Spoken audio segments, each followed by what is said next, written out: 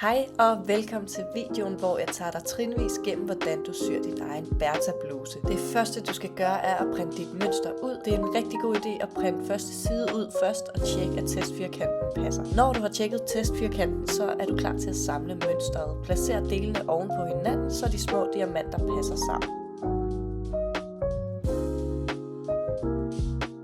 Du skal nu med mønsterpapir eller bagepapir tegne den størrelse, du ønsker at sy. Husk at lave markeringerne rundt omkring og skrive ned, hvilken størrelse du har tegnet efter. På den måde så kan du altså nemt genbruge mønstret til andre størrelser. Klip nu din mønsterdel ud og find dit stof frem.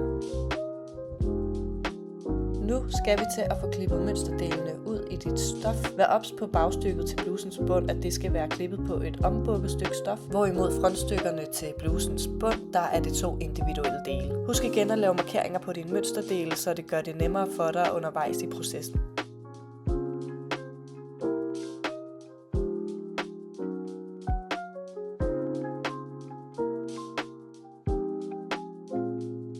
Når du har klippet alle dine mønsterdele ud, så skal du starte med at stryge fliseline på vrangsiden af dine frontbelægninger. Det er for at sikre, at trykknapperne sidder bedre fast.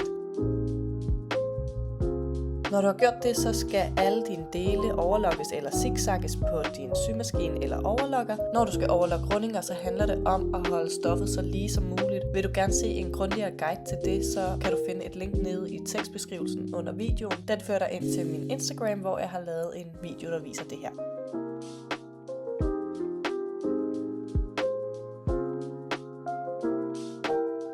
Når du har overlokket eller zigzagget alle dine dele, så skal du have syet dine belægninger fast til henholdsvis frontstykker og bagstykke. Det gør du ved at placere belægningerne på frontstykket og bagstykket ret mod ret. Når du har sat dem fast med nål, så syr du langs kanten på nær langs skulder og bund med 1 cm sømrum.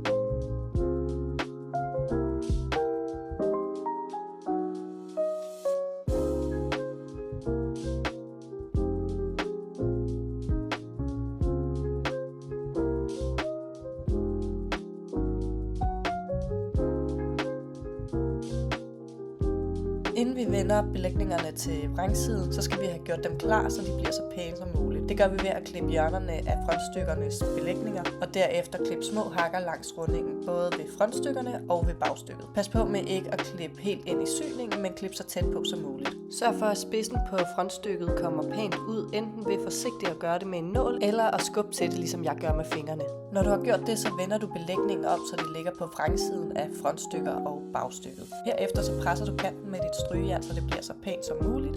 Og nu skal vi så til at have syet en stikning langs kanten. Det gør du ved at sy langs kanten med en halv centimeter sømrum på retsiden.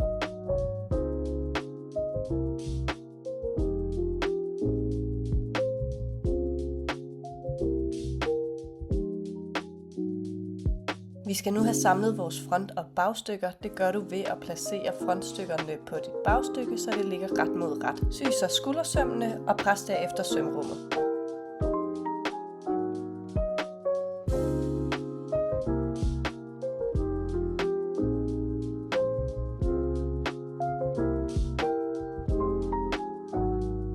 Vi er nu nået til blusens bund. Placer frontstykkets bunden ret mod ret til bagstykkets bund og sy hver ende fast, så du får et langt stykke. Bagefter så skal du presse sømrummene, og så folder du den ene ende 1 cm op og syr langs kanten.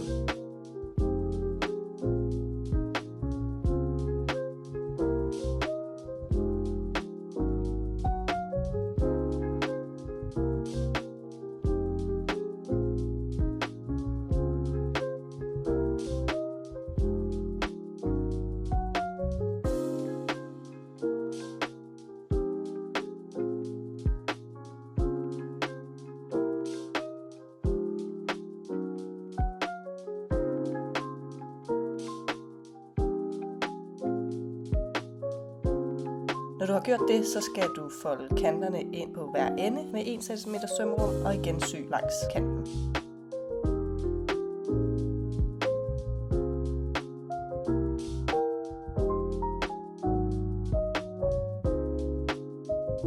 Nu er vi nået til at få klargjort vores ærmer. Det første du skal gøre, det er at finde din løbegang frem. Pres den ene side med 1 cm sømrum. Bagefter så placerer du løbegangen, så den side, der ikke er bukket, ligger placeret oven på ærmets markering. Sy så langs den nederste kant på løbegangen med 1 cm sømrum.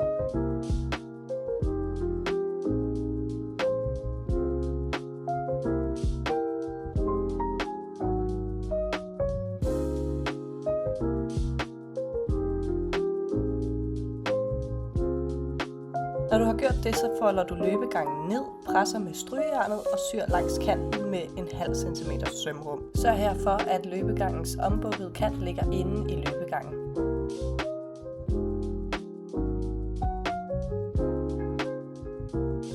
Inden vi går videre med løbegangen, så skal vi have lavet ærmernes bund. Det gør du ved at folde bunden op med 1 cm og presse med strygejern. Sy langs kanten og gentag for det andet ærme.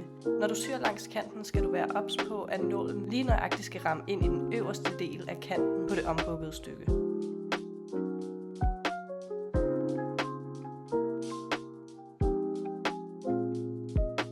Nu skal vi videre med løbegangen. På side 4 i opskriften kan du finde ud af, hvor lang en elastik du skal bruge. Start med at føre elastikken gennem løbegangen ind til enden lige akkurat af enden. Så syr du elastikken fast med en blanding af lige og zigzagsting.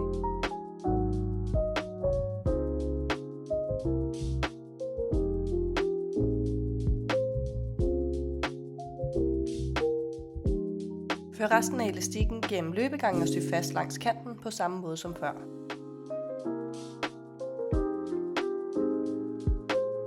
Vi skal nu til at have lavet rynkeeffekt på henholdsvis vores ærmer og på vores bund af blusen. Inden vi går videre med den proces, så vil jeg lige uddybe de markeringer, jeg har lavet på mit ærmemønster. Det er de 2 markeringer, der ligner nogle omvendte T'er. De er lavet for at vise, hvorhen der skal være mest puff-effekt for at skabe det pæneste puff-ærme. Det vil altså sige, at når du laver rynkeeffekt, så vil de her markeringer flytte sig, hvis du har lavet dem på dit bluseærme. Det vil altså sige, at de er mere en visualisering for at vise dig, hvor rynkeeffekten skal være størst, og bagefter fade ud. Jeg har også forklaret det lidt mere på side 16. Hvis det forvirrer dig mere, end det gavner, så ignorer de 2 markeringer. Dem skal du ikke bruge til noget i forhold til at få sat ærmet korrekt på. Og lad os så få lavet noget rynkeeffekt. Du skal sy rynkeeffekt langs den øverste kant på ærmet. Start lidt inden, ligesom jeg viser her i videoen. På samme måde skal du lave rynkeeffekt på bunden af blusen. Det skal du gøre på den modsatte side af, hvor der er en ombukket kant. Lav en syning i henholdsvis hver del af bundstykket. Det vil altså sige i de 2 frontdele og i det midterste bundstykke, som er til bagsiden. Det er for at gøre det lidt nemmere for dig at lave en pæn rynkeeffekt ved hver del, i stedet for at lave en lang rynkeeffekt. Hvis du gerne vil se en uddybende video til, hvordan du laver rynkeeffekt, så har jeg nede i beskrivelsen linket til en video inde på min Instagram, der viser nogle flere tips.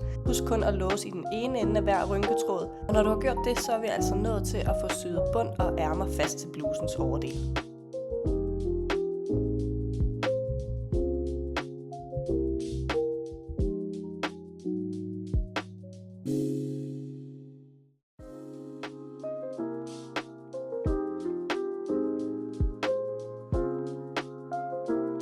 Find nu blusens overdel frem og fold den ud, så den ligger med frontstykket på den ene side og bagstykket på den anden side. Og med retsiden opad. Placer ærmet mod blusens overdel ret mod ret. Sørg for, at markeringerne på henholdsvis ærme og blusens overdel passer sammen. Og det er altså her, at du lige kan bruge markeringerne, jeg har lavet, altså de omvendte T'er, til at finde ud af, hvor du nogenlunde skal have mest rynkeeffekt. Fordel rynkeeffekten ud over ærmet, så det ligger pænt, og når du har gjort det, så syr du langs kanten med 1 cm sømrum.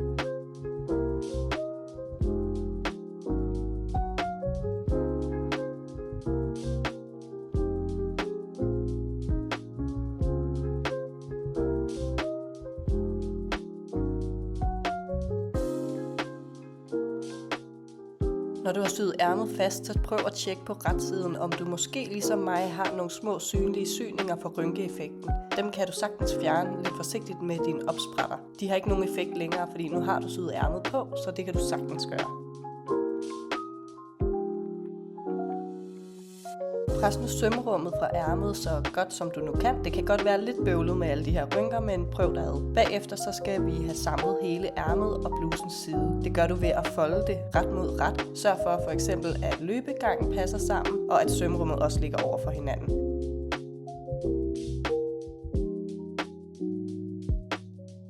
Når du har sat det helt fast med nål, så syr du langs kanten med 1 cm sømrum, og på den måde får vi altså færdiggjort blusens side og blusens ærme. Det skal du selvfølgelig også gøre for det modsatte ærme.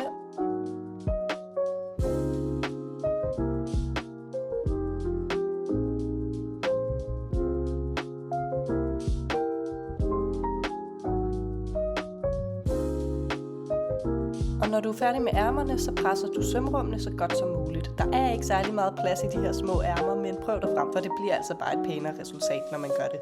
Nu skal vi have syet bunden fast til blusens overdel. Det gør du ved at lægge dem ret mod ret, og sørg for, at sømrummene ligger oven på hinanden, og at rynkeeffekten er fordelt ligeligt ud over det hele. Sy langs kanten med 1 cm sømrum.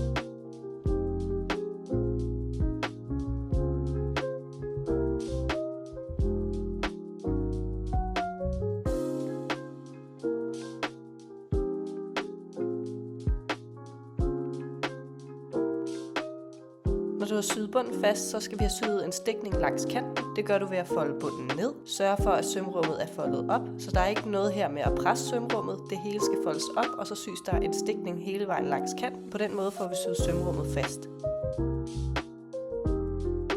Nu er vi altså næsten færdige med blusen. Nu mangler vi kun at få sat trykknapper i. Her vil jeg lige sige, at hvis du gerne vil have knapper i, så skal du kun sætte trykknapperne fast til selve belægningen. Desuden så skal du vælge, hvad du synes er pænest i forhold til, hvor mange trykknapper der skal sidde i. Jeg laver en størrelse 86 her i videoen, og der synes jeg, det er pænest med 3 trykknapper. Laver du en mindre størrelse eller en større størrelse, jamen så kan det være, at du skal bruge 2 trykknapper eller 4. Alt afhængig af, hvad du synes er pænt.